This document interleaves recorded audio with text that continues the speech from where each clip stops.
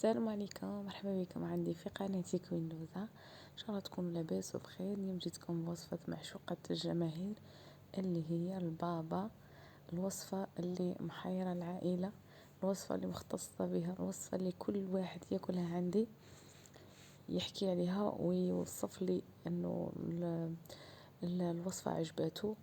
قررت اني اشارك معاكم الوصفة.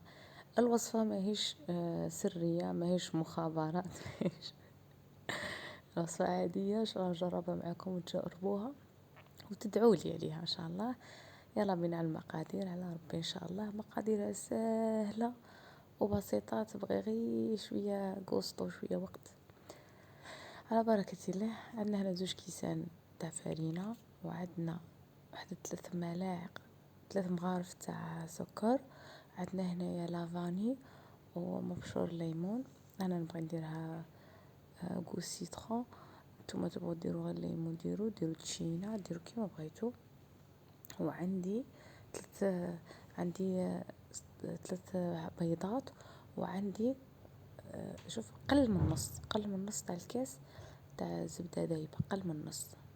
هاي هنا راني خلطت السوائل وزدت معاهم ملعقه تاع خميره الخبز، ملعقه كبيره خميره الخبز. نبدا نخلط السوائل هما الاولى، بعدها بديت نزيد لهم في النواشف، مع اكيد ما نساوش قرصه الملح. كاين الناس اللي دير خميره الحلويات، انا ما عنديش ما عندهاش داعي انه نديروها، لانه خميره الخبز راح تكفي. قررت انايا كانوا عندي حبيبات هكا تاع المشماش تاع الزبيب.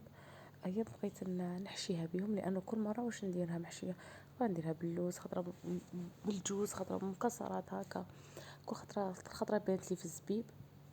انا رحت قطعتهم وغلفتهم بالفرينه هكا، نفضناهم باش ما يطيحوناش كاع في القاع، يقعدونا في الوسط. هذه استيس باش الناس اللي تحشي اي كيكه بسكوت اي حاجه، وتصيبي الشوكولا تاعك ولا اي حاجه درتيها طاحت لك في القاع، حنا عارفين بلي ديري لها دردري عليها شويه فرينه ونفضيها منها، تخليها فيها.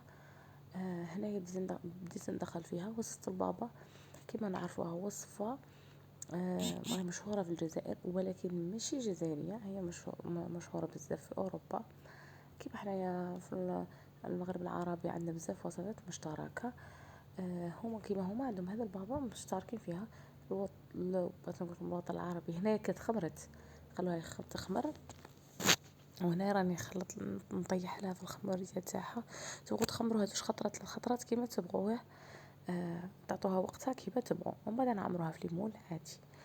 ما قلت لكم مشهورة عندهم، ومن عندهم هما جات عندنا وتشهرت عندنا بزاف حنا في الحلويات تاعنا.